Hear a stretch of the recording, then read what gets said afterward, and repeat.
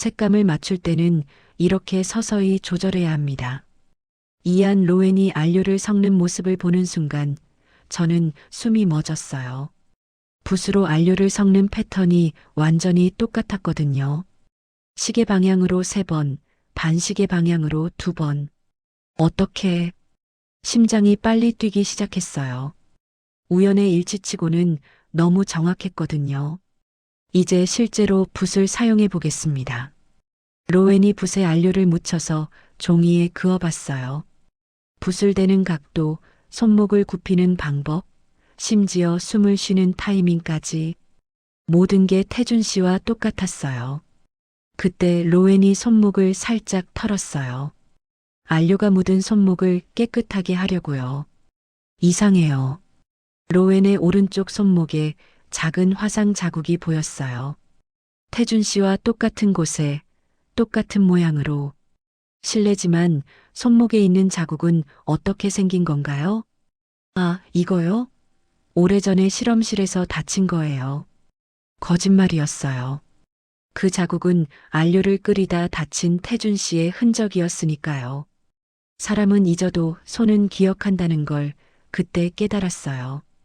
이야기를 시작하기 전에 구독과 좋아요를 부탁드립니다. 구독과 좋아요는 영상 제작에 많은 도움과 힘이 됩니다. 안녕하세요.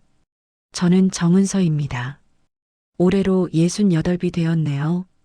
해안문화예술지구 끝자락 항구가 보이는 골목 안쪽에서 작은 액자 수선점을 운영하고 있어요.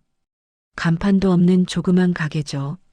그냥 액자술이라고 손글씨로 써붙인 종이 한 장이 전부입니다. 아침 8시면 문을 열어요. 가장 먼저 하는 일은 찻잔에 물을 담아 붓을 헹구는 거예요. 12해 전부터 그래왔거든요. 물론 그때는 혼자가 아니었지만요. 오늘도 김할머니가 오셨습니다. 80이 넘으신 분인데 매달 한 번씩 오세요. 돌아가신 남편분 사진이 든 액자를 들고 오시거든요. 은서야, 이번에도 부탁해. 할머니는 늘 그렇게 말씀하세요. 사실 고칠 것도 없는 액자예요. 그냥 안에 있는 사진을 다시 정리해달라고 하시죠. 유리를 닦고 뒷면을 깨끗하게 하고 액자 모서리를 다시 맞춰드리는 게 전부입니다. 잘 보이시죠? 응, 고마워. 이렇게 해주니까 우리 영감이 더 잘생겨 보인다. 할머니가 웃으시면 저도 따라 웃게 돼요. 그런데 아무래도 할머니 마음을 아니까 그런 것 같아요. 떠난 사람을 붙잡고 있는 마음 말이에요. 점심때쯤 되면 중학생 아이가 와요. 할아버지가 그려주신 그림이 든 액자를 가져오거든요. 연필로 그린 간단한 풍경화인데 액자 유리에 금이 가 있어요. 아저씨가 안 계시면 어떻게 해요? 아이가 물어보니까 가슴이 아팠어요. 저도 그런 마음이거든요. 괜찮아. 아저씨가 없어도 할아버지 그림은 여전히 예쁘잖아. 네, 맞아요. 아이가 고개를 끄덕이며 갔어요. 그런데 그 뒷모습을 보니까 갑자기 울컥했습니다. 오후 4시, 이번에는 박씨 아저씨가 오셨어요. 이분은 매주 토요일마다 오세요. 부인분이 돌아가시기 전에 수놓으신 자수 액자를 가져오시거든요. 이번에는 어디가 망가졌나요? 글쎄, 나도 잘 모르겠어. 그냥 뭔가 이상해서. 아저씨가 말씀하시는데 목소리가 떨려요. 저는 자수를 자세히 들여다봤습니다. 별다른 문제는 없어 보였어요. 그런데 아저씨 표정을 보니까 이해가 됐죠. 아, 여기 실이 조금 풀어져 있네요. 다시 정리해 드릴게요. 그래. 역시 은서 씨 눈은 정확해. 사실 풀어진 실 따위는 없었어요. 그냥 아저씨가 안심하실 수 있도록 실 한 가닥을 다시 정리해 드린 거죠. 저녁 6시가 되면 문을 닫아요. 그러면 마지막으로 하는 일이 있어요. 붓을 헹구는 거예요. 아침에 했던 것처럼 찻잔에 물을 담고 붓을 넣어서 천천히 헹궈요. 이상하죠? 아침에도 헹구고 저녁에도 헹구고 그런데 멈출 수가 없어요. 그 사람이 늘 그렇게 했거든요. 정태준, 제 남편이에요. 아니, 남편이었죠. 12해 전에 떠났으니까요. 그 사람은 미술관에서 일했어요. 보존팀이었거든요. 오래된 그림을 복원하는 일을 했죠. 저도 그 미술관에서 계약직으로 일했어요. 그래서 만났고, 결혼했고, 함께 그림을 고치며 살았죠. 태준 씨는 정말 손재주가 좋았어요. 망가진 그림이라도 그 사람 손을 거치면 마법처럼 되살아났거든요. 붓을 들고 있는 모습이 참 멋있었어요. 그런데 12해 전 해외 전시를 위해 작품들을 이동하다가 사고가 났어요. 배가 폭풍을 만난 거죠. 태준 씨는 그 배에 타고 있었고요. 시신을 찾지 못했습니다. 경찰서에서 그렇게 말했어요. 사망 확정이라고 했죠. 그러니까 공식적으로는 남편이 죽은 거예요. 하지만 시신이 없으니까 실감이 안 나더라고요. 그래서 아직도 이렇게 사는 것 같아요. 매일 아침, 매일 저녁 붓을 헹구면서요. 마치 태준 씨가 돌아올 것처럼 말이에요. 오늘도 마찬가지였어요. 붓을 헹구고 나서 가게 문을 잠그고 집으로 향했어요. 항구 쪽으로 걸어가면서 혹시나 하는 마음으로 바다를 봤죠. 파도 소리가 들려와요. 갈매기들이 울고 있고요. 석양이 바다를 주황빛으로 물들이고 있었어요. 태준 씨가 좋아했던 풍경이에요. 집에 도착해서 저녁을 먹었어요. 혼자 먹는 밥은 늘 짜요. 간을 제대로 못 맞추는 것 같아요. 그 사람이 있을 때는 그런 적이 없었는데 말이에요. 밤 9시쯤 되니까 현관에서 소리가 났어요. 우편물이 들어오는 소리였죠. 나가보니까 미술관 소식지가 와 있었어요. 아직도 보내주나 봐요. 12해 전에 그만뒀는데도 말이에요. 소식지를 펼쳐보니까 문재현 관장 인터뷰가 실려 있었어요. 새로운 전시 계획에 대한 내용이더라고요. 그런데 이상했어요. 인터뷰 사진을 보는데 문 관장이 뭔가 어색해 보이는 거예요. 불안한 표정이라고 해야 하나요? 그러다가 갑자기 생각이 났어요. 12해 전 그날 태준 씨가 떠나기 전에 했던 말이요. 은서야, 만약 내게 무슨 일이 생기면 이 노트를 잘 보관해줘. 태준 씨가 건네준 작은 노트예요. 복원 작업 기록이 적힌 거라고 했거든요. 그런데 그때는 무슨 의미인지 몰랐어요. 그냥 남편이 하는 말이니까 받아둔 거죠. 그 노트가 어디 있을까요? 아마 서재 어딘가에 있을 거예요. 갑자기 찾고 싶어졌어요. 왜 그런지는 모르겠지만 오늘 당장 찾아야 할 것 같은 기분이 들었거든요. 서재로 가서 책장을 뒤지기 시작했어요. 먼지가 많이 쌓여 있더라고요. 12해 동안 제대로 정리하지 않았으니까요. 1시간쯤 찾아보니까 드디어 노트가 나왔어요. 작고 낡은 수첩이었는데 태준 씨 필체로 빼곡하게 적혀 있었어요. 그런데 이상한 건 맨 뒤쪽에 이런 글이 있는 거예요. 만약 내가 돌아오지 못한다면 은서가 이걸 봐줬으면 좋겠다. 진실은 언젠가 드러날 것이다. 무슨 뜻일까요? 진실이 뭘까요? 그리고 왜 이런 걸 남겨뒀을까요? 노트를 넘겨보니까 여러 작품의 복원 기록이 적혀 있어요. 그런데 어떤 페이지에는 빨간 펜으로 동그라미가 쳐져 있더라고요. 국보 제사 17호 복원 작업 마이너스 비정상적 지시사항 발견. 이런 내용이 적혀 있었어요. 그리고 그 밑에는 더 자세한 기록들이 있었죠. 갑자기 심장이 빨리 뛰기 시작했어요. 뭔가 중요한 걸 발견한 것 같은 기분이었거든요. 그런데 그때 현관에서 또 소리가 났어요. 이번에는 누군가 문을 두드리는 소리였죠.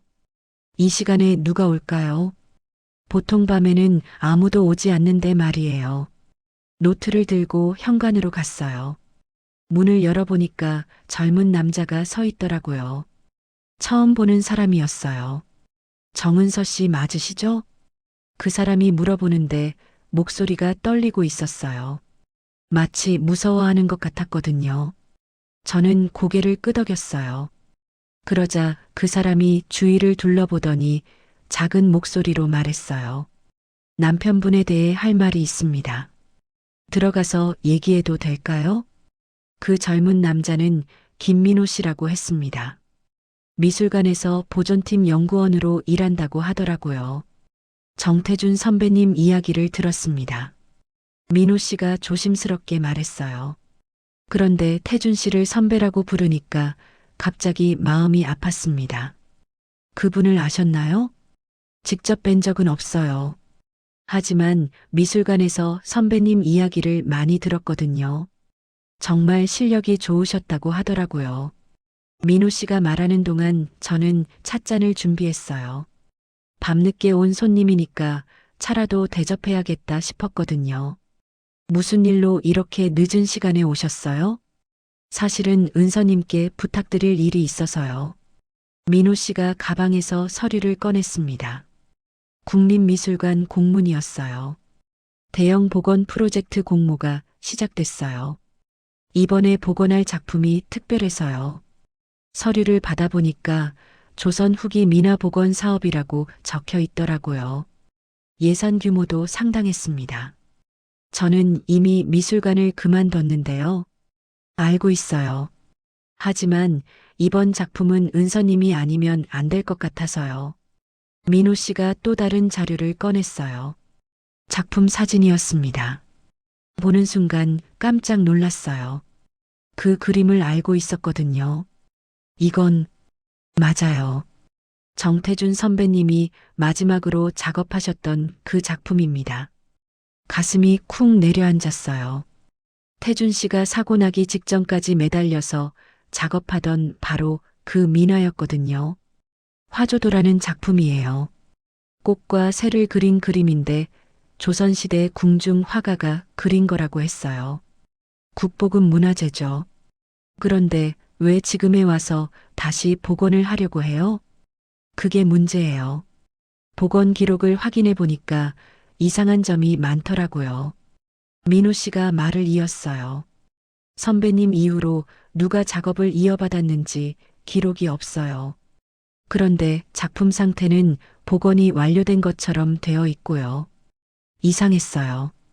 태준 씨는 그 작품을 끝까지 완성하지 못했거든요. 사고가 나기 전까지 계속 작업 중이었으니까요. 혹시 다른 분이 마저 하신 것 아닐까요? 그럴 수도 있어요. 하지만 기록이 전혀 남아있지 않아요. 누가 언제 어떤 방식으로 복원했는지 아무것도 모르겠어요.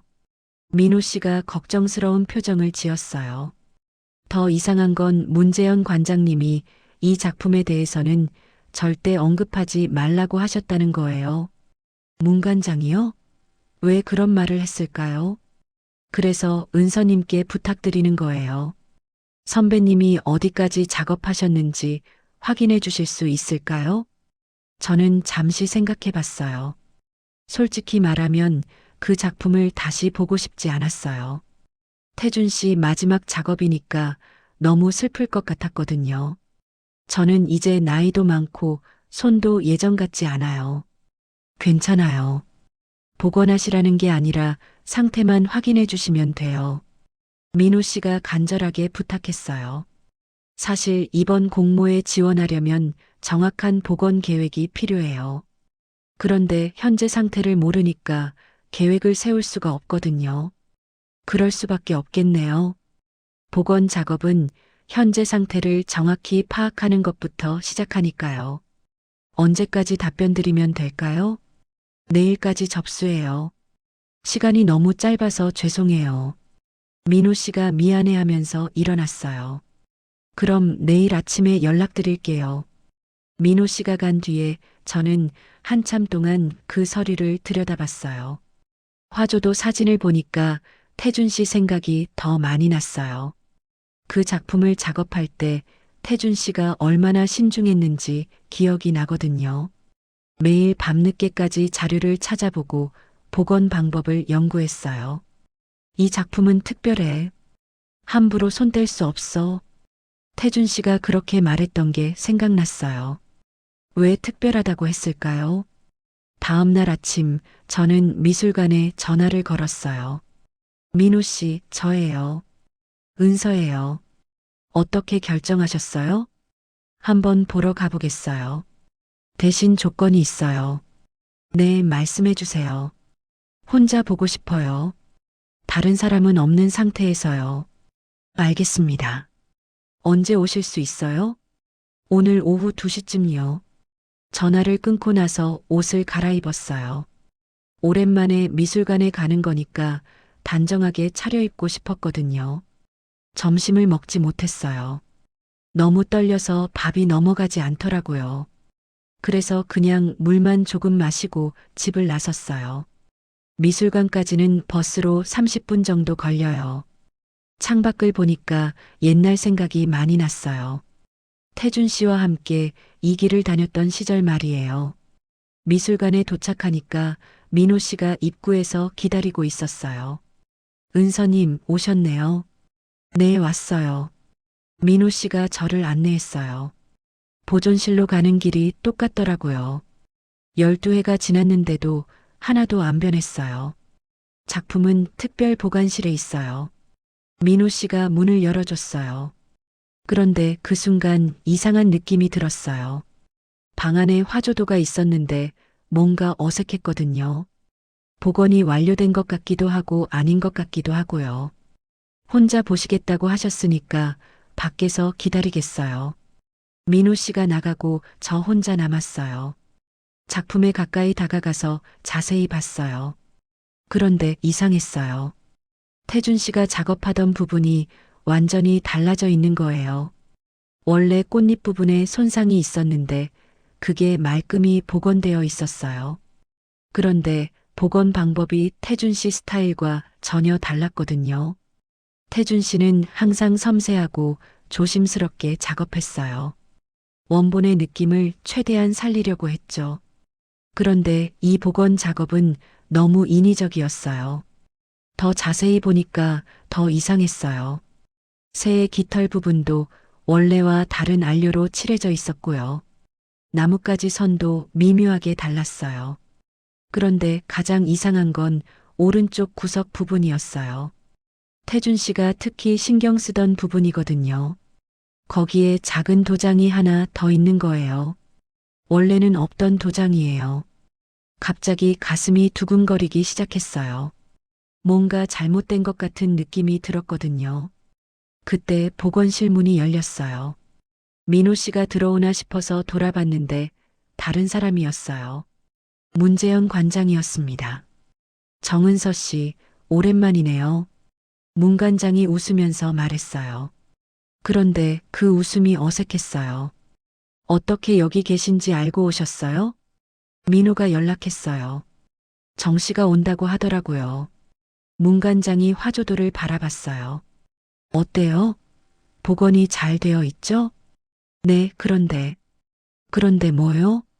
문 관장의 목소리가 조금 날카로워졌어요. 복원 기록을 볼 수 있을까요? 누가 언제 작업했는지 궁금해서요. 그건 기밀사항이에요. 부회인은 볼 수 없어요. 부회인이라고 하니까 기분이 이상했어요. 저도 예전에는 이 미술관 직원이었는데 말이에요. 그럼 이만 가보겠어요. 잠깐만요, 정씨. 문 관장이 제 팔을 잡았어요. 혹시 이 작품에 대해 다른 사람들에게 얘기하실 생각은 없겠죠? 왜 그런 말을 할까요? 갑자기 무서워졌어요. 별로 할 얘기가 없는데요. 그렇다면 다행이고요. 그런데 정말 아무 말도 하지 마세요. 미술관 명예를 위해서요. 문 관장이 저를 놓아줬어요. 그래서 급하게 나왔어요. 복원실을 나오는데 다리가 후들후들했어요. 뭔가 이상한 상황에 휘말린 것 같은 느낌이었거든요. 민호 씨를 찾아보니까 보이지 않았어요. 그래서 그냥 혼자 미술관을 나왔어요. 버스 정류장에서 기다리는데 계속 뒤를 돌아보게 되더라고요. 누가 따라오는 것 같은 기분이 들었거든요. 집에 와서도 마음이 불안했어요. 화조도를 본 후로 이상한 예감이 계속 들었어요. 그냥 단순한 복원 작업이 아닌 것 같았어요. 뭔가 숨겨진 게 있는 것 같았거든요. 그날 밤 태준 씨가 남긴 노트를 다시 펼쳐봤어요. 화조도에 대한 기록을 찾아보려고요. 노트 마지막 페이지에 이런 글이 있었어요. 화조도 복원 중단. 추가 조사 필요. 의뢰인의 요구사항이 복원 원칙에 어긋남. 의뢰인이 누구일까요? 그리고 어떤 요구사항이었을까요? 갑자기 알고 싶어졌어요. 태준 씨가 왜 작업을 중단했는지, 그리고 그 후에 누가 작업을 마저 했는지 말이에요. 이틀 뒤 민호 씨에게서 전화가 왔습니다. 은서님, 미술관에서 공개 시연이 있어요. 오셔서 보시겠어요? 무슨 시연이요? 해외에서 복원 전문가가 와요. 화조도 복원에 대해 설명한다고 하거든요. 해외 전문가요? 갑자기 궁금해졌어요. 누가 와서 화조도에 대해 뭐라고 할지 말이에요. 언제예요? 내일 오후 3시요. 많은 분들이 오실 거예요. 민호 씨가 설명했어요. 복원 전문가들이 모이는 자리라고 하더라고요. 그분 이름이 뭐예요? 이안 로웬이라고 해요. 영국에서 오시는 분이에요. 다음 날 저는 미술관에 갔어요. 강당에 사람들이 많이 모여 있었어요. 대부분 복원 관련 일을 하는 분들 같았어요. 문재현 관장이 무대에 올라와서 인사말을 했어요. 오늘 특별한 분을 모셨습니다. 세계적으로 유명한 복원 전문가 이안 로웬 박사님이십니다. 박수 소리가 났어요. 그런데 저는 뭔가 이상한 느낌이 들었어요. 문 관장 표정이 어색했거든요. 이안 로웬이라는 분이 무대에 올라왔어요. 키가 크고 마른 서양인이었어요. 나이는 50대 정도로 보였고요. 안녕하세요.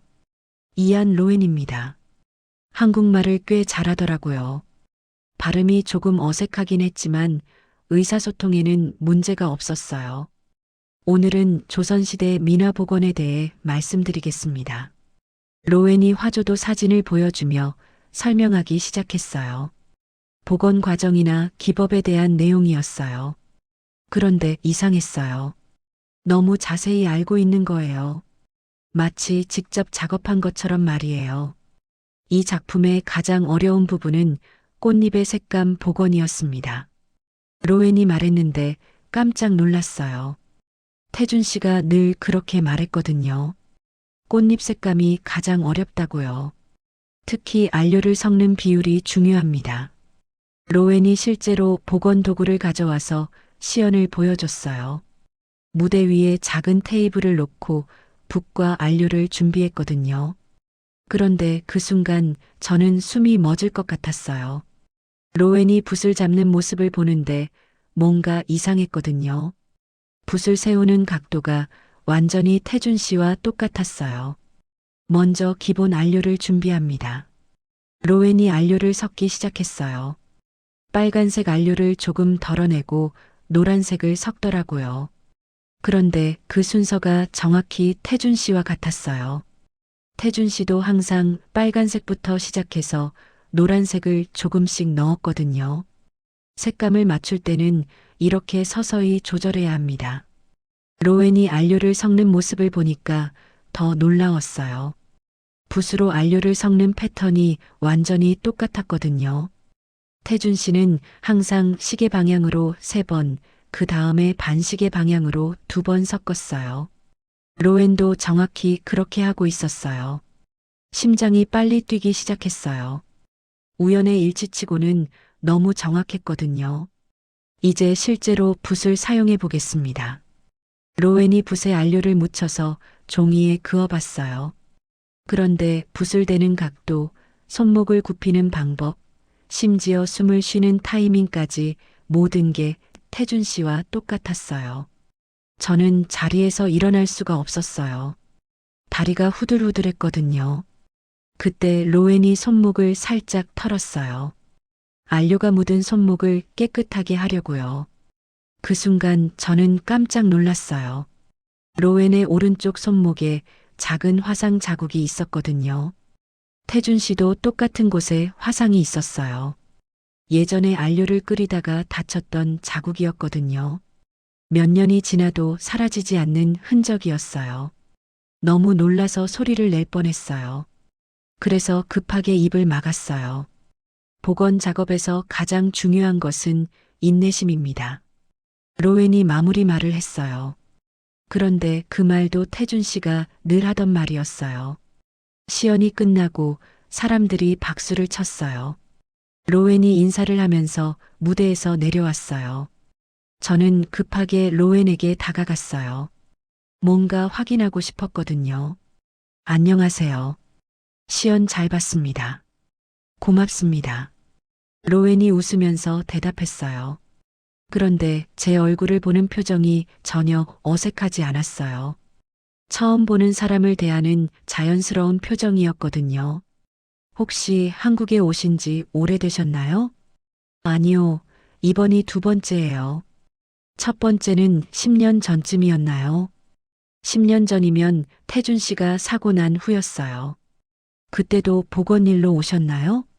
네, 그렇습니다. 조선시대 그림 복원 프로젝트였어요. 혹시 그때 정태준이라는 분을 만나셨나요? 로웬이 잠시 생각하더니 고개를 저었어요. 모르는 이름이네요. 그분이 누구신가요? 제 남편이었어요. 여기 미술관에서 복원 일을 했거든요. 아, 그러셨구나.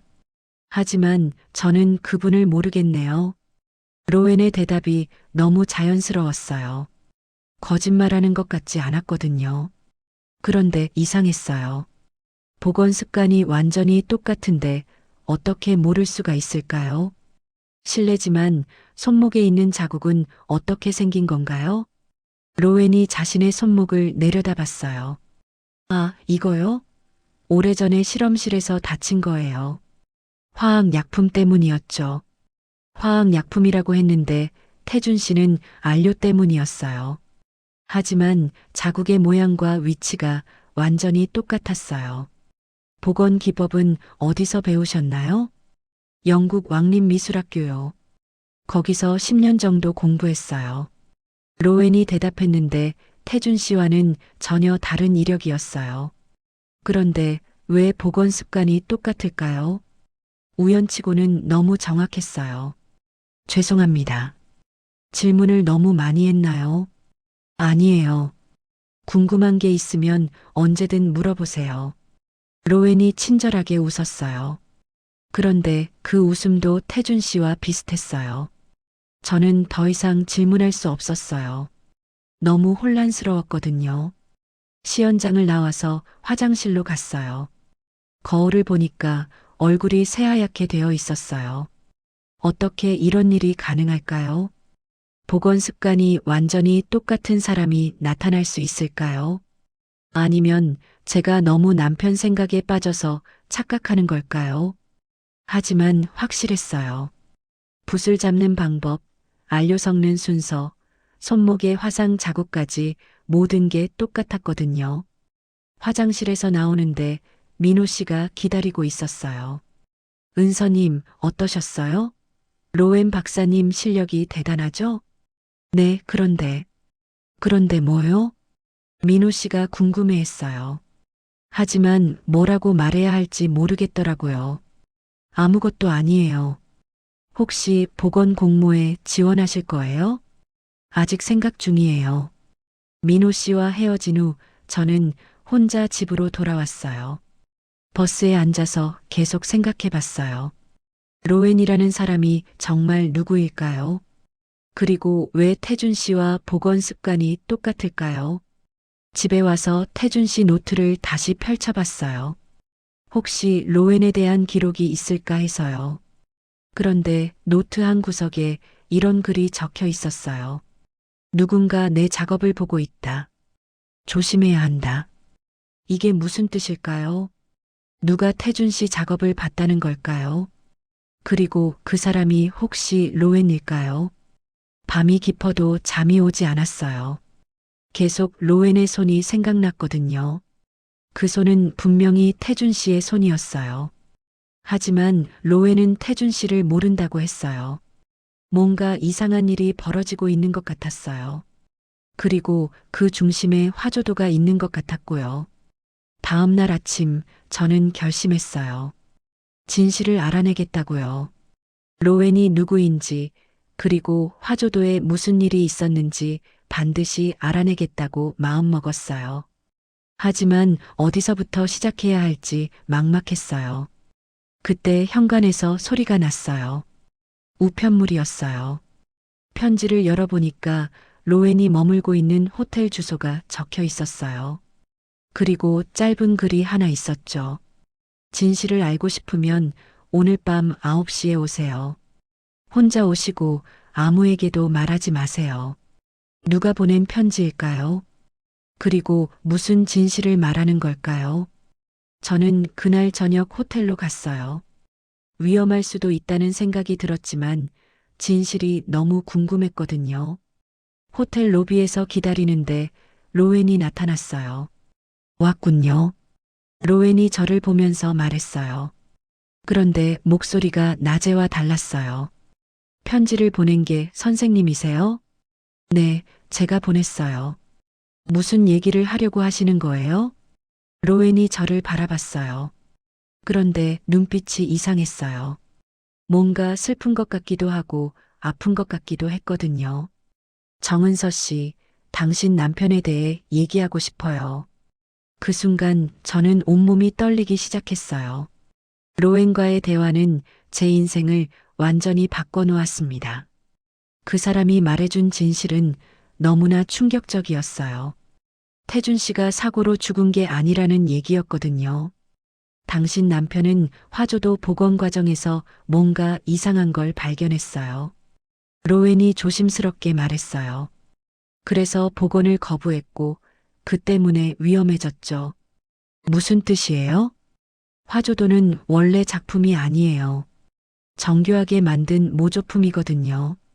그 말을 듣는 순간 머리가 띵했어요. 그럼 진짜 화조도는 어디에 있어요? 그건 저도 몰라요. 하지만 당신 남편은 알고 있었을 거예요. 로웬이 안타까운 표정으로 말했어요. 그래서 사라진 거예요. 집에 돌아와서 밤새 생각했어요. 만약 로웬의 말이 사실이라면 태준 씨는 위험에 빠져서 숨어 있는 걸까요? 다음 날 아침 저는 미술관에 전화를 걸었어요. 문관장님과 얘기하고 싶어요. 무슨 일이세요? 화조도에 대해 물어볼 게 있어서요. 1시간 후에 미술관에서 만나기로 했어요. 그런데 가보니까 문관장 혼자가 아니었어요. 회의실에 여러 사람이 앉아 있었거든요. 미술관 임원들과 복원팀 사람들이었어요. 정은서 씨, 앉으세요. 문관장이 차갑게 말했어요. 분위기가 이상했어요. 화조도에 대해 질문이 있다고 하셨죠? 네, 그런데 왜 이렇게 많은 분들이 계신가요? 정 씨가 하려는 얘기가 미술관 전체와 관련된 일이니까요. 문관장이 서류를 앞에 놓았어요. 혹시 이안 로웬이라는 사람과 만나셨나요? 깜짝 놀랐어요. 어떻게 알았을까요? 네, 만났어요. 뭔 얘기를 나눴는지 말씀해 주세요. 그냥 복원 기법에 대한 얘기였어요. 거짓말이었어요. 하지만 진실을 말할 수는 없었거든요. 정은서 씨, 솔직하게 말씀하세요. 문관장 옆에 앉은 사람이 말했어요. 미술관 부관장이었어요. 로웬이 당신에게 무슨 말을 했나요? 별다른 얘기는 없었어요. 그럼 왜 화조도에 대해 문제를 제기하려고 하는 거예요? 제가 문제를 제기한다고 했나요? 그냥 궁금한 게 있어서 질문하려고 했는데요. 저는 문제를 제기하려는 게 아니에요. 단지 남편이 작업하던 그림이라서 관심이 있을 뿐이에요. 정태준 씨 얘기는 그만하시죠. 문관장이 단호하게 말했어요. 그분은 이미 돌아가신 분이에요. 계속 들먹이면 미술관에 좋지 않아요. 왜 태준 씨 얘기를 하면 안 되는 걸까요?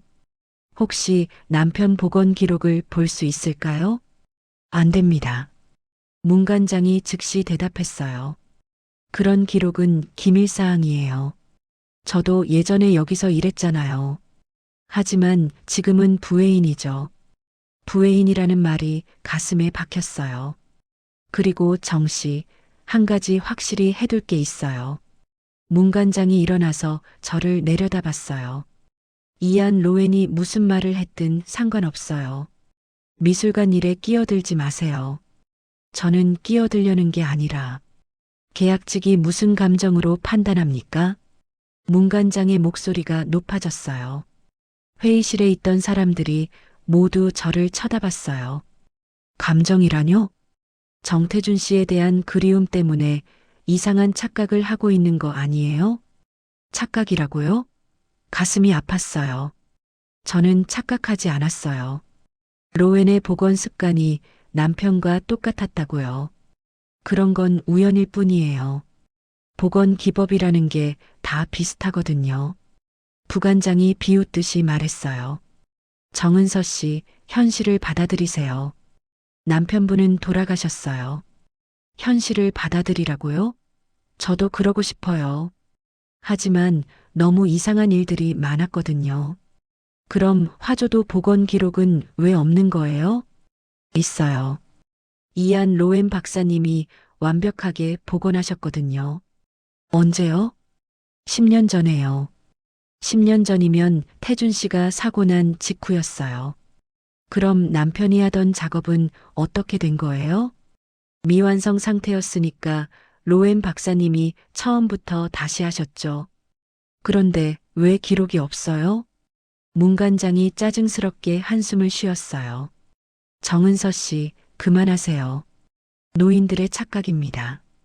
노인들의 착각이라고요? 제가 68이긴 하지만 그렇게 말하는 건 너무했어요. 착각이 아니에요. 분명히 뭔가 이상해요. 뭐가 이상해요? 구체적으로 말해보세요.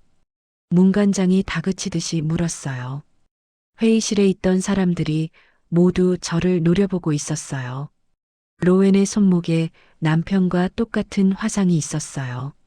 그런 화상은 복원 일을 하는 사람들에게 흔한 일이에요. 위치까지 똑같을 수는 없어요. 우연이에요. 부관장이 단정적으로 말했어요. 그리고 정은서 씨, 이런 식으로 근거 없는 의혹을 제기하시면 곤란해요. 근거 없다고요? 제가 직접 본 건데요. 미술관 명예에 해가 되거든요. 문관장이 차가운 목소리로 말했어요. 특히 외부 전문가에 대해 함부로 말하시면 안 되고요. 저는 함부로 말한 게 아니에요. 그럼 뭐예요? 이안 로엔 박사님이 거짓말쟁이라는 거예요? 그런 게 아니라, 아니면 우리가 거짓말한다는 거예요? 문관장의 목소리가 더 높아졌어요. 정은서 씨, 현실 감각을 잃으신 것 같네요. 현실 감각을 잃었다고요? 가슴이 무너지는 것 같았어요. 남편 잃은 슬픔 때문에 정상적인 판단을 못 하시는 거죠. 그런 게 아니에요. 그럼 뭐예요? 남편이 살아있다고 생각하세요? 아니에요. 하지만 뭐요? 귀신이 나타났다고 생각하세요? 회의실에 있던 사람들이 웃음을 터뜨렸어요. 비웃는 소리였어요. 정은서 씨, 정신 차리세요. 부관장이 냉정하게 말했어요. 나이 들면 이런 착각을 하기 쉬운데 주변에서 말려야 해요. 나이 들었다고 착각한다고요? 저를 완전히 무시하는 거였어요.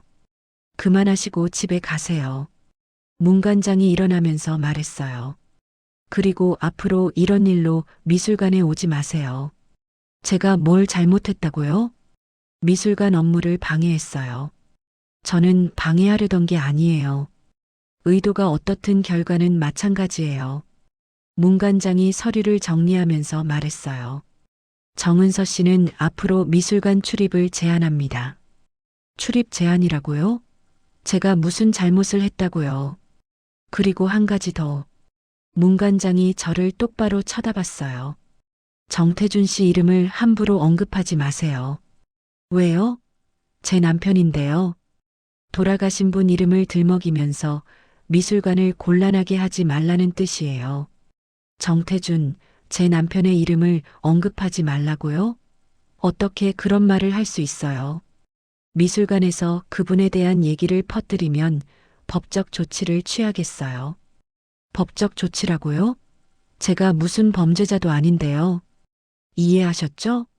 문관장이 다그치듯이 물었어요. 저는 아무 말도 할 수 없었어요. 너무 억울하고 화가 나서 목소리가 나오지 않았거든요. 대답하세요. 네. 겨우 그 한마디만 할 수 있었어요. 그럼 이제 가세요. 문관장이 회의실 문을 열어줬어요. 저는 비틀거리며 나왔어요. 복도를 걸어가는데 다리가 후들후들했어요. 사람들이 저를 보면서 수군거렸어요. 저 할머니 왜 저래? 미술관에서 무슨 일 있었나? 할머니라고 하니까 더 기분이 나빴어요. 저도 이름이 있는데 왜 할머니라고 할까요? 미술관 밖으로 나왔는데 민호 씨가 기다리고 있었어요. 은서님, 괜찮으세요? 네, 괜찮아요. 거짓말이었어요. 전혀 괜찮지 않았거든요. 무슨 일이 있었어요? 표정이 안 좋으시네요. 아무것도 아니에요. 민호 씨에게 말하고 싶었지만 할 수 없었어요. 문관장이 법적 조치를 취하겠다고 했거든요. 집으로 돌아오는 길에 눈물이 났어요. 버스에서 울 수는 없어서 참았는데 집에 도착하자마자 터졌어요. 너무 억울했어요. 제가 뭘 잘못했다고 저렇게 모욕을 줄까요? 계약직이라고, 노인의 착각이라고, 현실 감각을 잃었다고. 그런 말들이 가슴을 후벼 팠어요. 무엇보다 태준 씨 이름을 언급하지 말라는 게 가장 아팠어요. 제 남편인데 왜 그 이름을 말하면 안 되는 걸까요? 소파에 앉아서 한참을 울었어요. 12해 만에 이렇게 많이 운 것 같았어요. 그런데 울고 나니까 화가 났어요. 제가 왜 이렇게 당해야 하는 걸까요? 저는 잘못한 게 없어요. 단지 이상한 점들을 지적했을 뿐인데 저렇게 모욕을 당해야 하나요? 거울을 보니까 얼굴이 엉망이었어요. 눈이 빨갛게 부어 있고 머리카락도 헝클어져 있었어요. 하지만 무너질 순 없었어요. 포기할 수도 없었고요. 태준 씨가 정말 어떻게 됐는지 알아내야 해요. 그리고 화조도에 숨겨진 진실도 밝혀내야 하고요. 문관장이나 미술관이 아무리 막으려 해도 포기하지 않겠어요. 저는 거울 속 제 모습을 똑바로 쳐다봤어요. 눈물로 범벅이 된 얼굴이었지만 눈빛만큼은 달라져 있었어요. 예전의 순한 눈빛이 아니었어요. 단단하고 날카로운 눈빛이었거든요. 정은서, 이제 시작이야. 거울을 보면서 혼자 말했어요. 다시 일어서자. 그날 밤부터 저는 달라졌어요. 무너진 여자가 아니라 싸우는 여자가 되기로 했거든요. 태준 씨를 위해서라도, 제 자존심을 위해서라도 끝까지 해보겠다고 다짐했어요. 아무도 저를 막을 수 없어요. 진실은 반드시 드러날 거니까요. 그날 밤부터 저는 태준 씨의 모든 물건을 다시 뒤지기 시작했어요. 서재 깊숙한 곳에 있던 상자를 꺼냈어요. 12해 동안 한 번도 열어보지 않았던 상자였거든요. 너무 슬퍼서 볼 수가 없었던 거예요. 상자를 열자 바다 냄새가 났어요. 짠내가 섞인 이상한 냄새였죠. 태준 씨 마지막 유품들이 들어 있었거든요. 사고 후에 해경에서 건져 올린 것들이었어요. 가방이며 작업 도구들이며 모두 바닷물에 젖어 있었죠. 가장 먼저 눈에 띈 건 두꺼운 노트였어요. 가죽 표지가 바닷물로 얼룩져 있었고 페이지들이 서로 달라붙어 있었어요. 조심스럽게 펼쳐보니까 글자가 번져서 잘 보이지 않았어요. 하지만 태준 씨 필체인 건 분명했어요. 앞쪽 페이지들은 복원 기록들이었어요. 여러 작품에 대한 메모와 스케치가 빼곡하게 적혀 있었죠. 뒤쪽으로 넘기다 보니까 화조도에 대한 기록이 나왔어요. 다른 기록들보다 훨씬 자세했어요. 화조도 1차 조사 완료. 예상보다 손상이 심함. 안료 분석 결과 의외의 발견. 조선시대 안료가 아님. 조선시대 안료가 아니라고요? 그럼 무엇이었을까요? 문관장에게 보고했으나 계속 진행하라는 지시. 이상하다. 왜 조사를 더하지 못하게 할까? 태준 씨가 의심하고 있었네요. 벌써 그때부터요. 페이지를 넘기는데 손가락에 뭔가 묻었어요. 마른 안료였어요. 태준 씨가 작업할 때 손에 묻은 안료가 노트에도 묻어 있던 거죠. 빨간색, 노란색, 파란색, 여러 색깔의 안료 자국이 노트 곳곳에 있었어요. 2차 조사, 더 이상한 점 발견. 그림 뒷면에 또 다른 그림이 있음. 엑스레이로 확인. 그림 뒷면에 다른 그림이 있다고요? 진짜 화조도는 이것일 가능성 높음. 하지만 누구에게도 말할 수 없는 상황. 왜 말할 수 없었을까요? 무슨 일이 있었던 걸까요? 노트를 계속 넘기다가 깜짝 놀랐어요. 한 페이지가 완전히 찢어져 있었거든요. 찢어진 페이지 사이에 작은 종이가 끼워져 있었어요. 접힌 메모지였어요. 펼쳐보니까 태준 씨가 급하게 쓴 것 같은 글이 있었어요. 더 이상 못하겠다. 양심상 불가능. 문관장이 원본을 숨기고 가짜를 복원하라고 한다. 거부했더니 협박을 했다. 협박이라고요? 문관장이 태준 씨를 협박했다는 건가요? 메모지 뒷면에는 더 충격적인 글이 있었어요. 만약 내게 무슨 일이 생기면 은서가 이것을 봐줬으면 한다. 작품은 사람보다 오래 살아. 진실도 그래. 그 글을 보는 순간 눈물이 왈칵 쏟아졌어요. 태준 씨가 무슨 일이 생길 걸 알고 있었던 거예요. 계속 읽어보니까 더 놀라운 내용이 있었어요. 화조도 원본은 안전한 곳에 숨겼다. 은서만이 찾을 수 있는 곳에. 은서만이 찾을 수 있는 곳이라고요? 어디일까요? 메모지 맨 아래에는 이상한 그림이 그려져 있었어요. 간단한 스케치인데 뭔지 알 수 없었어요. 등대 같기도 하고 탑 같기도 했어요. 저는 노트를 다시 처음부터 끝까지 읽어봤어요.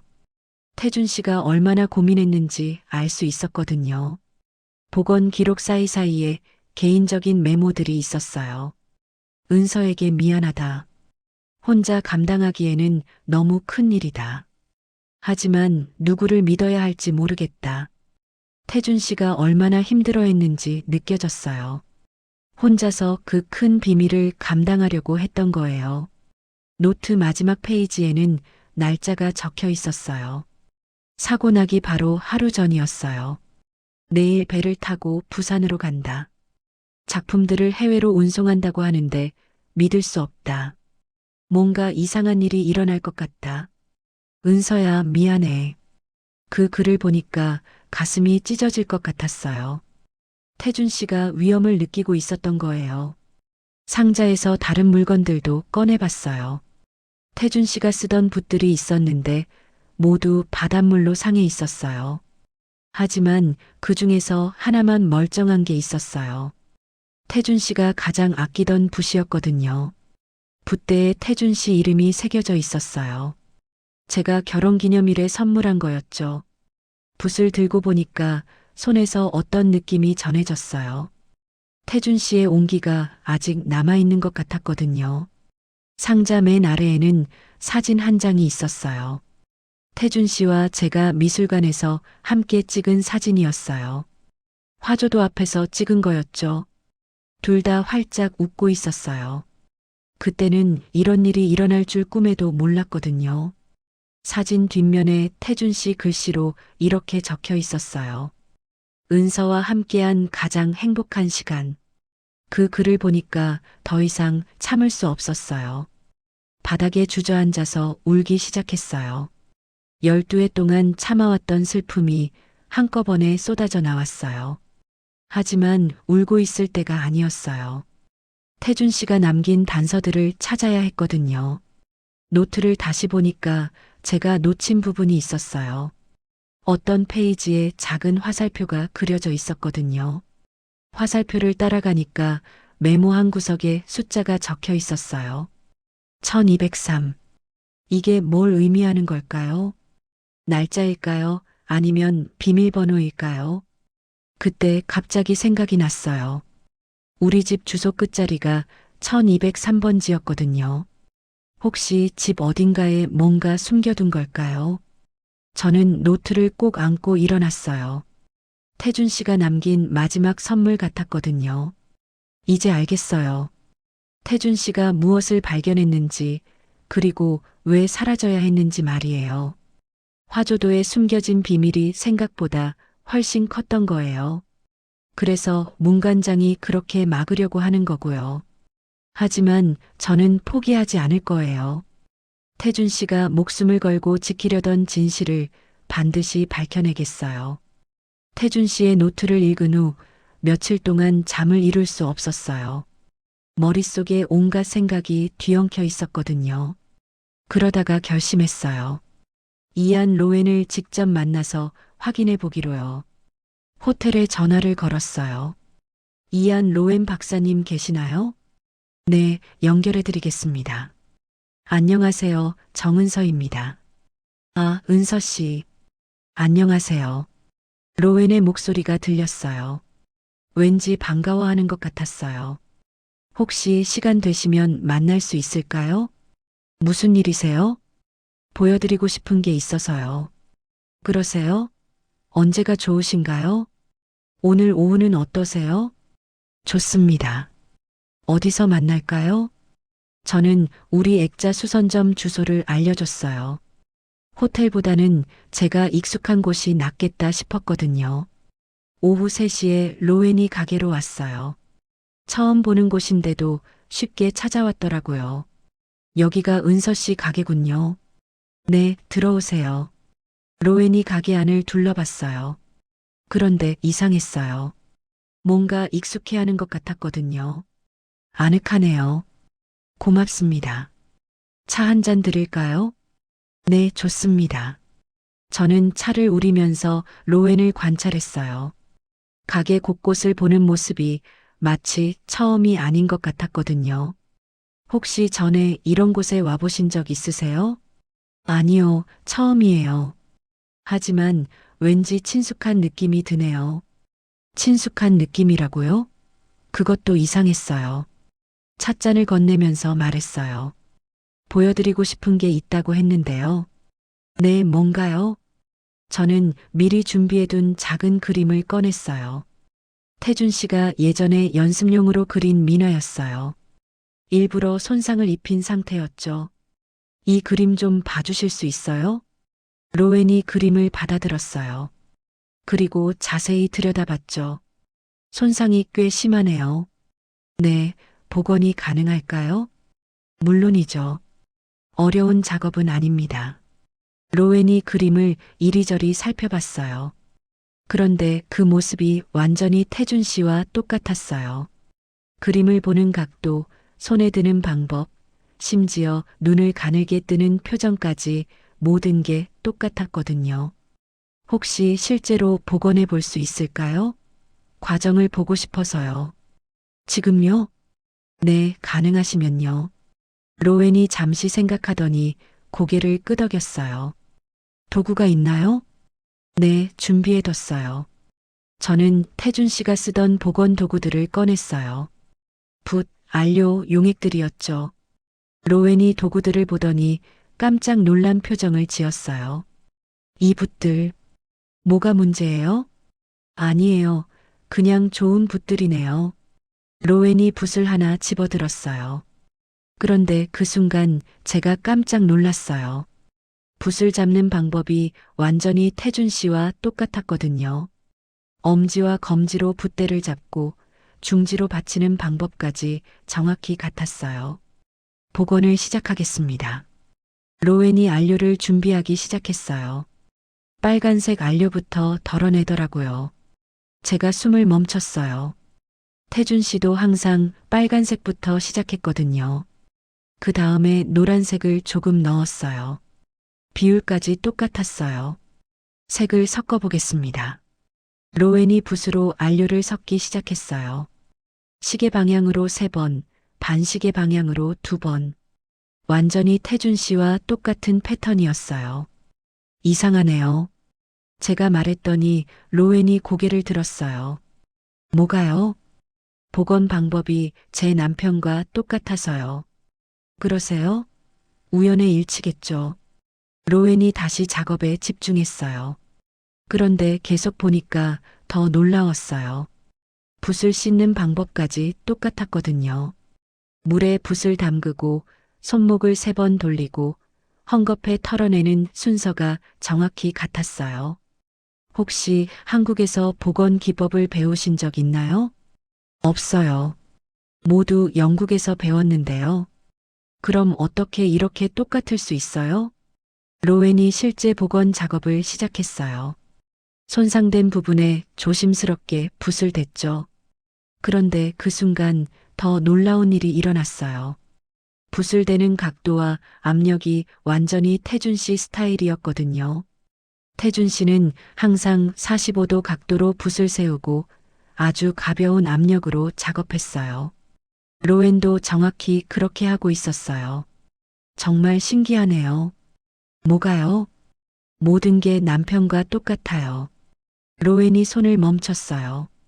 그리고 저를 바라봤죠. 그럴 리 없는데요. 아니에요. 정말 똑같아요. 붙잡는 법, 알료 섞는 순서, 모든 게 다요. 로웬이 당황하는 것 같았어요. 얼굴이 조금 창백해졌거든요. 우연의 일치일 뿐이에요. 아니에요. 우연치고는 너무 정확해요. 저는 태준 씨가 남긴 노트를 꺼냈어요.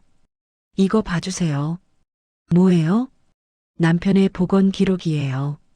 로웬이 노트를 받아봤어요. 그런데 노트를 보는 순간 얼굴이 완전히 하얘졌어요. 이건 뭔가 기억나세요? 로웬이 노트를 넘기면서 계속 들여다봤어요.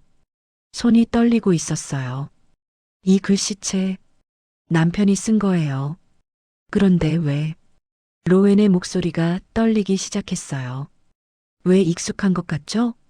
로웬이 고개를 들어 저를 봤어요. 눈이 흔들리고 있었어요. 저도 모르겠어요. 정말 모르겠어요? 정말로요. 하지만 로웬의 표정은 뭔가 알고 있는 것 같았어요. 작업을 계속해 보세요. 로웬이 다시 붓을 들었어요. 그런데 손이 많이 떨리고 있었어요. 붓을 그림에 댔는데 갑자기 멈췄어요. 이상해요. 뭐가요? 제가 왜 이 방법을 알고 있는 걸까요? 무슨 뜻이에요? 이 복원 기법을 배운 기억이 없는데 자연스럽게 하고 있어요. 로웬이 자신의 손을 내려다봤어요. 마치 몸이 기억하고 있는 것 같아요. 몸이 기억하고 있다고요? 그 말에 제 심장이 빨리 뛰기 시작했어요. 혹시 손목 좀 봐도 될까요? 왜요? 남편도 손목에 화상이 있었거든요. 로웬이 주저했어요. 그러더니 천천히 소매를 걷었어요. 그 순간 저는 비명을 지를 뻔했어요. 로웬의 오른쪽 손목에 있는 화상 자국이 태준 씨와 완전히 똑같았거든요. 위치뿐만 아니라 크기와 모양까지 정확히 같았어요. 어떻게, 뭐가 문제예요? 로웬이 자신의 손목을 내려다봤어요. 이 화상 언제 생긴 거예요? 글쎄요, 기억이 안 나요. 기억이 안 난다고요? 전혀 기억 안 나요? 네, 그냥 있더라고요. 그럼 언제부터 있었어요? 10년 전쯤부터요. 10년 전이면 태준 씨가 사고 난 후였어요. 혹시 그때 무슨 일이 있었나요?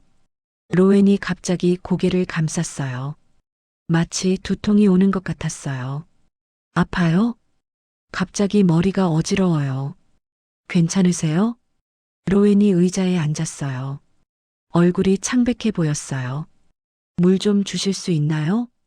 저는 급하게 물을 떠다 줬어요. 로웬이 물을 마시면서 천천히 숨을 고르더라고요. 조금 나아졌어요. 무슨 일이에요?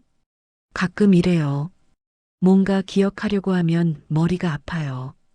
기억하려고 하면 아프다고요? 혹시 기억을 잃은 적이 있으세요? 로웬이 저를 빤히 쳐다봤어요. 그리고 오랫동안 말이 없었어요. 말씀하기 싫으시면. 아니에요. 로웬이 깊게 한숨을 쉬었어요. 사실은 10년 전에 기억을 잃었어요. 기억을 잃었다고요? 어떻게 된 일이에요? 바다에서 구조됐거든요. 바다에서 구조됐다고요? 제 심장이 멎을 것 같았어요. 바다에서요? 네, 영국 해안에서요. 의식을 잃은 채로 떠다니고 있었대요. 그래서 기억이 없는 거예요? 네, 그 이전 기억이 전혀 없어요. 그럼 이름도 가족도 아무것도 몰라요. 이안 로웬이라는 이름도 나중에 만든 거예요. 저는 의자에 주저앉았어요. 다리에 힘이 빠졌거든요. 그럼 당신이 누구인지 모른다는 거예요? 네, 모르죠. 혹시 한국 사람일 가능성은 없어요? 로웬이 깜짝 놀란 표정을 지었어요. 왜 그런 말씀을 하세요? 복원 습관이 남편과 똑같아서요. 그럴 리 없어요. 저는 서양 사람이에요. 외모만 봐서는 그렇죠. 하지만 습관은 속일 수 없어요. 저는 태준 씨 사진을 꺼냈어요. 이분이 제 남편이에요. 로웬이 사진을 받아봤어요. 그리고 오랫동안 들여다봤죠. 이상해요. 뭐가요? 이 사람 얼굴이 익숙해요. 익숙하다고요? 꿈에서 본 것 같아요. 꿈에서요? 가끔 꿈을 꿔요. 한국어로 누군가와 대화하는 꿈을요. 한국어를 할 수 있어요? 조금은요. 하지만 어디서 배웠는지 기억이 안 나요. 로웬이 사진을 계속 쳐다봤어요. 손이 떨리고 있었어요. 혹시 이 사람이 당신이 제 남편일 수도 있어요. 그 말을 하는 순간 로웬이 사진을 떨어뜨렸어요. 그럴 리 없어요. 왜요? 저는 이안 로웬이에요. 그 이름은 당신이 만든 거라고 했잖아요. 로웬이 일어나서 가게 안을 걸어 다녔어요. 머리를 감싸쥐고 있었어요. 믿을 수 없어요. 하지만 모든 증거가 그렇게 말하고 있어요. 아니에요. 저는 서양 사람이에요. 겉모습만 그렇게 보일 뿐이에요. 저는 일어나서 로웬에게 다가갔어요. 당신 손을 보세요. 복원 작업을 하는 손이에요. 한국식 기법을 완벽하게 익힌 손이에요. 로웬이 자신의 손을 내려다봤어요. 그리고 이 화상도 남편과 똑같아요. 안료를 끓이다가 다친 자국이에요. 하지만 제가 한국 사람이라는 증거는 없잖아요. 있어요. 저는 태준 씨 노트에서 사진 한 장을 꺼냈어요. 이 사진 봐요. 로웬이 사진을 받아봤어요. 그 순간 얼굴이 완전히 하얘졌어요. 그 사진에는 태준 씨가 손목 화상을 치료받는 모습이 찍혀 있었거든요. 이게 똑같죠? 로웬이 자신의 손목과 사진을 번갈아 봤어요. 어떻게 이럴 수가. 당신이 제 남편이에요. 정태준이에요. 그 순간 로웬이 무너지듯 의자에 앉았어요. 얼굴에 눈물이 흘러내리고 있었어요. 저는 누구예요? 제 남편이에요. 살아 돌아온 제 남편이라고요. 로웬이 고개를 들어 저를 봤어요.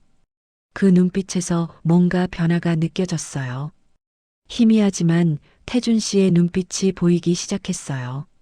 로웬이 자신이 태준 씨일지도 모른다는 사실을 받아들이기까지 하루가 더 걸렸어요. 그 다음 날 오전, 저희는 함께 미술관으로 갔어요. 진실을 밝힐 때가 된 거죠.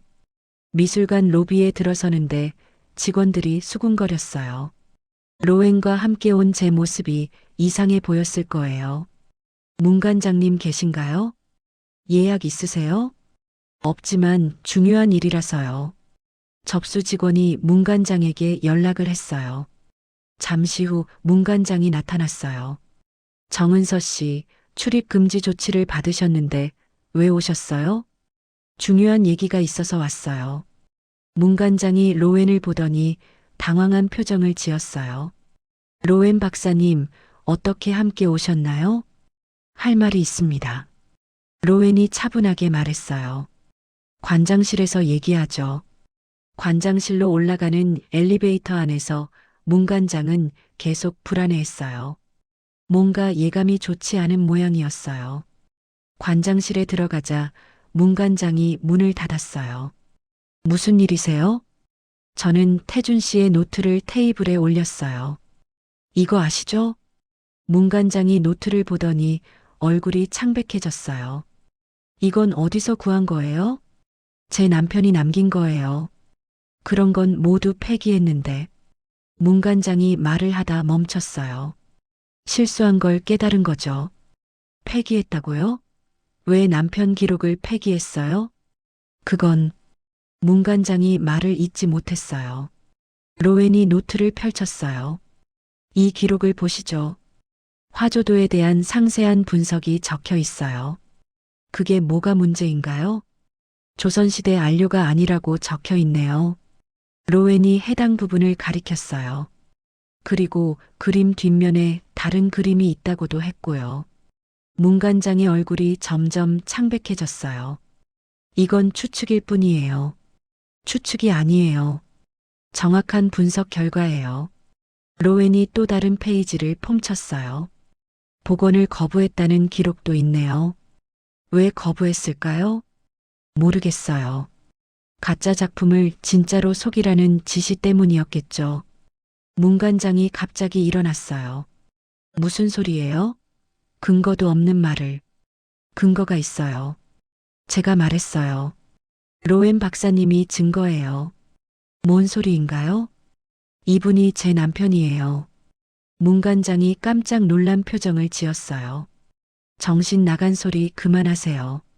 정신 나간 게 아니에요. 로웬 박사님은 기억을 잃은 제 남편이라고요. 말도 안 돼요. 로웬 박사님은 영국 사람이에요. 외모만 그럴 뿐이에요. 저는 화상 사진을 꺼냈어요. 이것 보세요. 태준 씨가 손목에 화상을 입었던 기록이에요. 문 관장이 사진을 보더니 얼굴이 하얘졌어요. 로웬이 소매를 걷어 올렸어요. 똑같은 위치에 똑같은 화상이 있었어요. 어떻게 설명하실 거예요? 문 관장이 의자에 주저앉았어요. 더 이상 부인할 수 없다는 걸 깨달은 거죠. 그럼 정말로. 네, 제 남편이 살아있어요. 죽지 않았다고요. 하지만 해상사고로. 사고는 당신이 꾸민 거죠. 로웬이 단호하게 말했어요. 작품 조작을 거부하는 정태준을 제거하려고 했던 거예요. 아니에요. 사고였어요. 사고라면 왜 시신이 나오지 않았어요? 바다에 빠졌으니까요. 아니에요. 영국으로 보냈기 때문이에요. 로웬이 설명했어요. 기억은 잃었지만 몸은 살아있었어요. 그래서 영국에서 새로운 신분으로 살게 된 거죠. 문 관장이 고개를 떨어뜨렸어요. 어떻게 알았어요? 복원 습관은 속일 수 없어요. 몸이 기억하고 있거든요. 그리고 화조도 원본도 찾았어요. 제가 말했어요. 남편이 숨겨둔 곳에서요. 문 관장이 고개를 들었어요. 어디서요? 우리 집 다락방이에요. 1203이라는 숫자가 단서였거든요. 문 관장의 어깨가 축 늘어졌어요. 모든 게 끝났다는 걸 알았나 봐요. 미안해요. 뭐가 미안해요? 모든 걸 조작한 거요. 문 관장이 고백하기 시작했어요. 화조도 원본을 팔아야 했어요. 미술관 재정이 어려웠거든요. 그래서 가짜를 만든 거예요? 네, 정교한 모조품을 만들어서 원본 대신 전시하려고 했어요. 남편이 거부했을 때는요? 설득하려고 했어요. 하지만 듣지 않더라고요. 그래서 해상사고를 꾸민 거군요. 죽이려던 건 아니에요. 그냥 잠시 없애려던 거였어요. 하지만 남편은 기억을 잃었어요. 그건 예상하지 못했어요. 문 관장이 눈물을 흘렸어요. 정말 미안해요. 돌이킬 수 없는 일을 저질렀어요. 저는 화가 났지만 동시에 안도감도 들었어요. 드디어 진실이 밝혀진 거니까요. 이제 어떻게 할 거예요?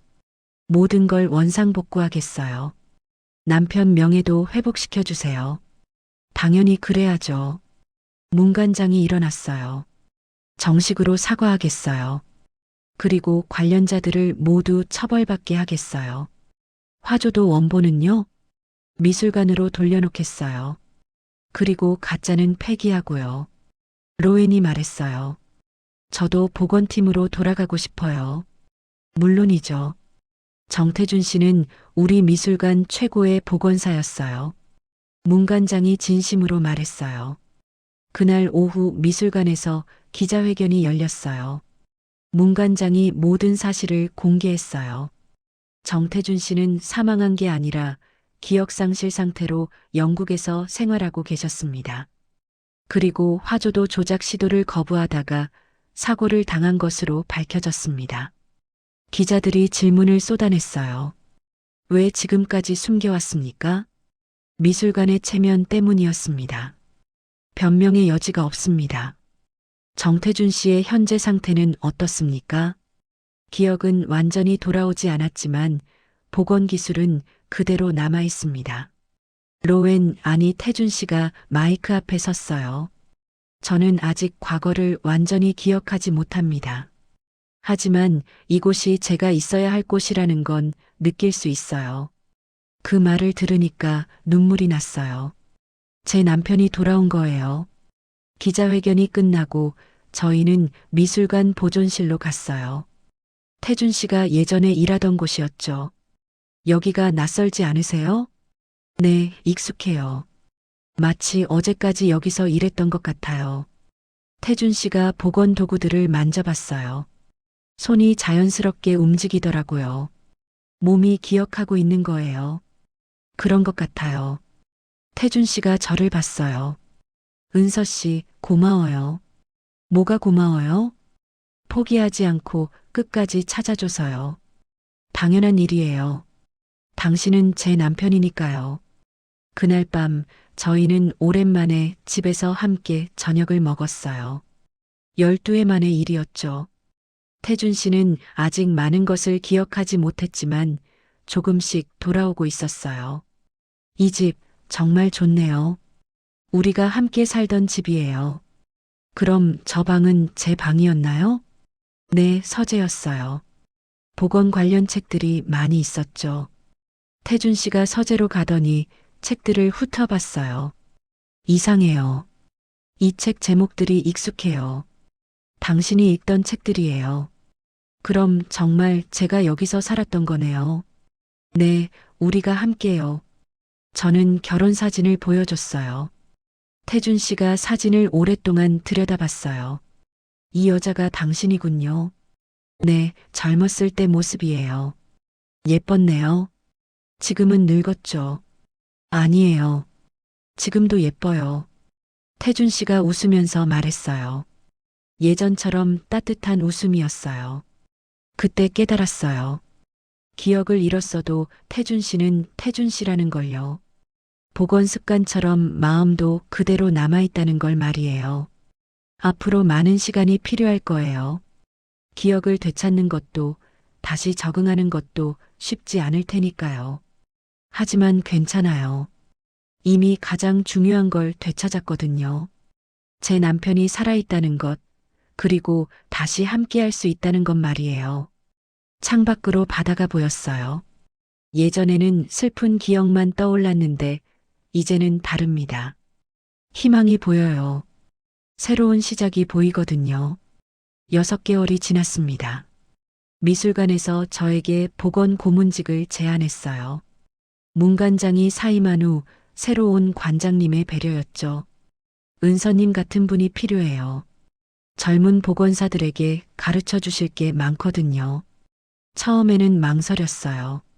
나이도 많고 오랫동안 현장을 떠나 있었으니까요. 하지만 태준 씨가 격려해 줬어요. 같이 해요. 저도 기억을 되찾는데 도움이 될 것 같아요. 그래서 일주일에 2번씩 미술관에 나가고 있어요. 젊은 복원사들에게 전통 기법을 가르치고 있죠. 태준 씨도 다시 복원팀에 합류했어요. 기억은 아직 완전히 돌아오지 않았지만 손은 예전과 똑같았거든요. 어떤 날은 갑자기 뭔가 떠오르기도 해요. 이 안료 냄새 맡아본 것 같아요. 맞아요. 당신이 자주 쓰던 안료예요. 그럼 정말 제가 썼던 거군요. 이렇게 조금씩 과거의 조각들을 맞춰가고 있어요. 무엇보다 좋은 건 함께 있는 시간이에요. 예전처럼 아침에 일어나서 함께 차를 마시고 같은 시간에 미술관에 가고 저녁에 함께 돌아와요. 물론 예전과 완전히 같지는 않아요. 태준 씨는 여전히 많은 것을 기억하지 못하거든요. 결혼 기념일도 처음 만난 날도 함께 했던 여행들도 모두 잊었어요. 처음에는 속상했어요. 우리의 소중한 추억들이 사라져버린 것 같아서요. 하지만 이제는 괜찮아요. 새로운 추억을 만들면 되니까요. 지난달에는 함께 작은 복원 작업실을 열었어요. 우리 집 근처 골목에 있는 작은 공간이에요.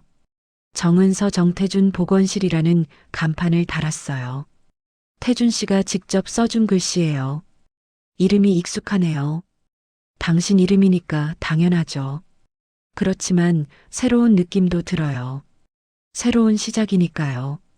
작업실에는 개인 소장품들을 복원해달라고 오시는 분들이 많아요. 할머니, 할아버지들이 대부분이죠. 어제도 80대 할아버지가 오셨어요. 돌아가신 부인의 자수 작품을 들고 오시더라고요.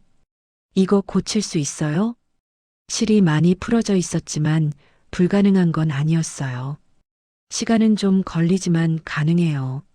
얼마나 걸려요? 한 달 정도요. 할아버지가 안도의 표정을 지으셨어요. 천천히 해도 돼요. 어차피 급한 건 아니니까. 그런 어르신들을 보면 제 마음도 따뜻해져요.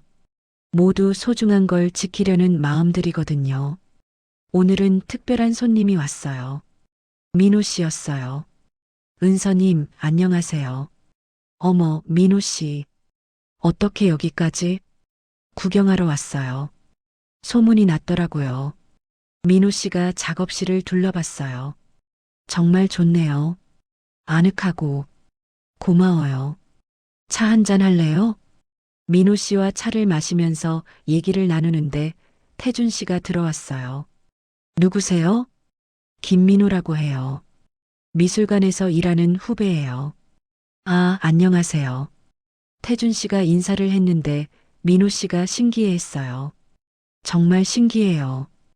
완전히 다른 사람 같은데 손놀림은 똑같아요. 그러게요. 몸이 기억하는 게 있나 봐요.